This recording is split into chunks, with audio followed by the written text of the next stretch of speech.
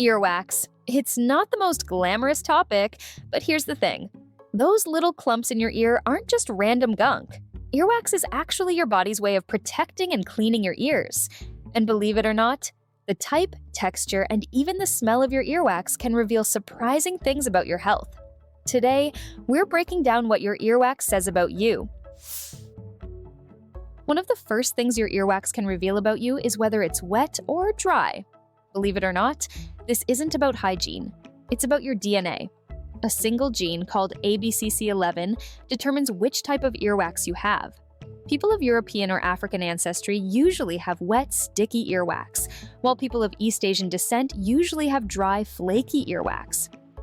Neither one is better, they're just different genetic traits passed down through families.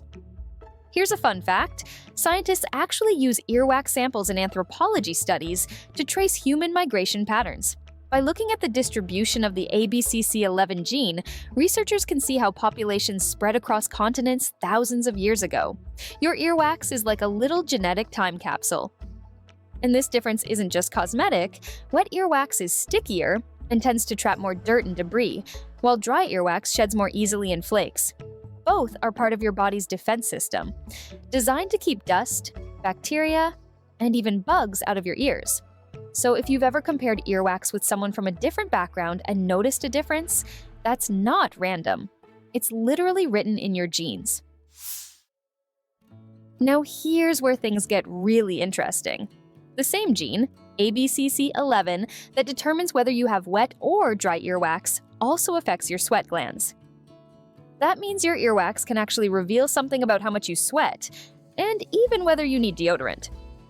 People with dry earwax typically have fewer apocrine sweat glands, the kind of glands that produce the oily sweat linked to body odor. That means less sweat and less odor. People with wet earwax usually have more of these glands, which can mean stronger body odor.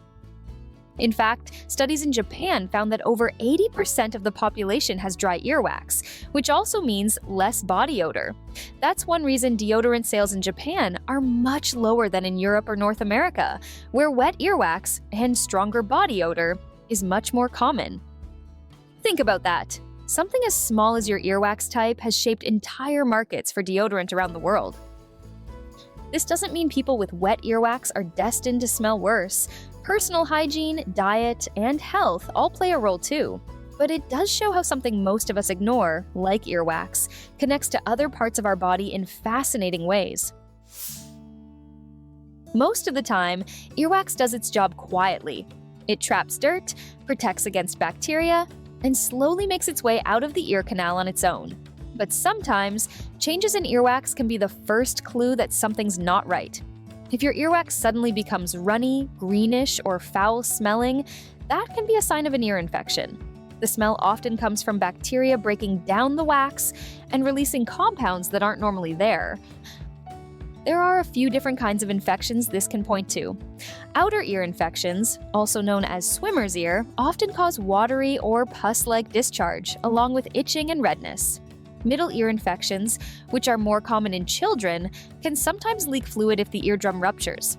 And in people with diabetes or weakened immune systems, there's a higher risk of fungal infections in the ear canal, which can make wax appear unusually thick, black, or flaky. Here's the tricky part. A lot of people try to fix the problem themselves by digging with cotton swabs, but that often makes things worse because swabs push wax deeper into the ear canal, creating more blockage and irritation. In fact, doctors say earwax impaction is one of the most common reasons for avoidable hearing problems. So here's the rule of thumb. If your earwax suddenly changes in color, texture, or smell, especially if it comes with pain, fever, or hearing loss, it's not something to ignore. That's your cue to see a doctor. Earwax is supposed to protect your ears, not make them feel worse.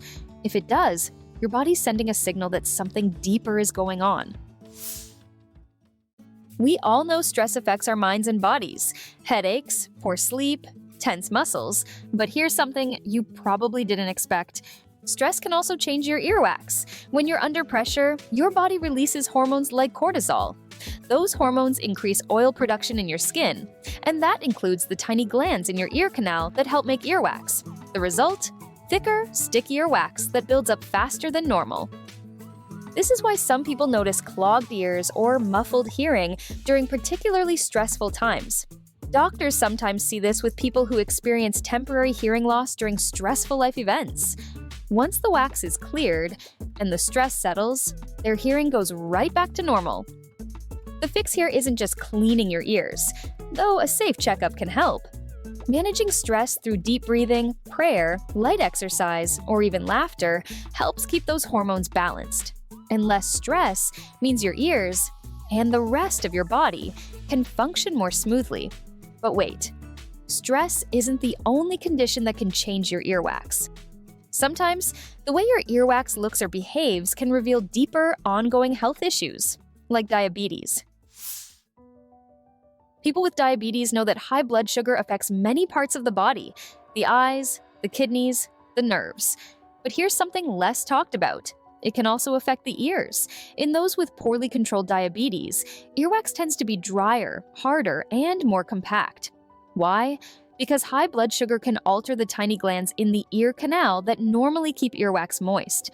Without that moisture, the wax can harden and block the ear more easily, leading to muffled hearing.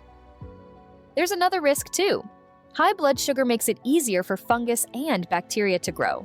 That means people with diabetes are more likely to develop ear infections, sometimes even recurring fungal infections inside the ear canal. Doctors occasionally spot these patterns and use them as a clue to check a patient's blood sugar levels. One case report even described diabetic patients who kept having stubborn ear infections that wouldn't heal until their blood sugar was brought under control. Once managed, the infections cleared more easily. As we get older, a lot of things change.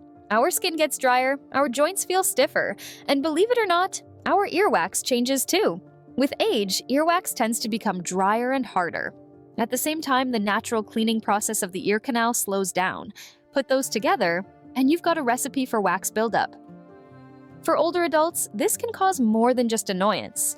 Hardened wax can block the ear canal and lead to temporary hearing loss. In fact, studies show that earwax impaction is one of the most common causes of hearing loss in seniors, affecting up to 30% of people in nursing homes.